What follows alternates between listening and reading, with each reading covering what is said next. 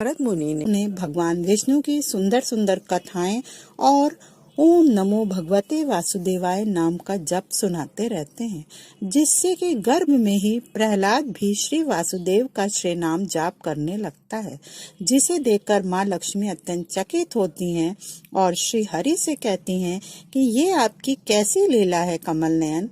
आपके घोर शत्रु के घर में ही आपका सबसे बड़ा भक्त जन्म लेने वाला है। श्री विष्णु कहते हैं कि हे महादेवी, ये कोई रहस्य नहीं, मैं संसार को बताना चाहता हूँ कि जो जैसा कर्म करेगा वो वैसा ही बन जाएगा। असुर होकर भी यदि कोई अच्छे कर्म करेगा तो सुर कहलाएगा, और सुर होकर भी जो दुष्कर्म करेगा वह असुर ही कहलाएगा। इधर हिरण्यकश्यप की घोर तपस्या से न चाहते हुए भी ब्रह्मा जी को उनके पास आना पड़ता है और वे हिरण्यकश्यप से कहते हैं कि वर मांगो पुत्र। हिरण्यकश्यप कहता है, हे प्रजापति, यदि आप मुझ पर प्रसन्न हैं तो मुझे मृत्यु पर विजय प्राप्त करने का वरदान दीजिए। ब्रह्मा जी कहते हैं, असंभव, तुम जो वरदान मांग रहे हो वो मेरे वश में नहीं है। जीवन और मृत्यु ये सृष्टि के ऐसे नियम हैं जिन्हें कोई नहीं तोड़ सकता, तुम कुछ और मांगो। हिरण्यकश्यप कहता है, प्रजापति, फिर मुझे ये वरदान दीजिए कि मैं न घर के भीतर मरूं और न घर के बाहर, न मैं दिन में मरूं और न रात में, न मुझे मनुष्य मार सके न पशु, न मैं अस्त्र से मर सकूं न शस्त्र से, न मैं धरती पर मारा जाऊं न आकाश में।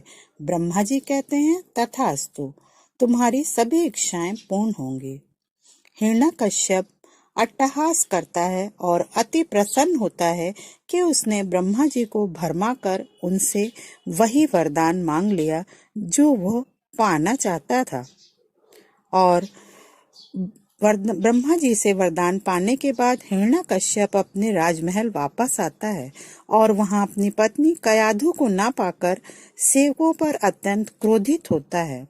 तभी गुरु शुक्राचार्य वहां आ जाते हैं और बताते हैं कि कैसे इंद्र ने उनकी पत्नी के हरण का प्रयास किया। हिरण्यकश्यप अत्यंत क्रोधित होता है और तुरंत देवलोक के लिए प्रस्थान करता है और देवसेना को पराजित कर इंद्रासन पर अधिकार कर लेता है। वह इंद्रदेव को अपनी पत्नी के अपहरण के लिए धिक्कारता है। तभी नारद मुनि वहां आ जाते हैं और उसे कयाधु के अपने पास सकुशल और सुरक्षित होने का समाचार देते हैं। हिरण्यकश्यप उनके साथ महारानी कयाधु से मिलने जाता है और संतान के जन्म तक उन्हें नारद मुनि के आश्रम में ही रहने की इच्छा व्यक्त करने पर वह कयाधु को नारद मुनि के आश्रम में ही छोड़कर चला जाता है।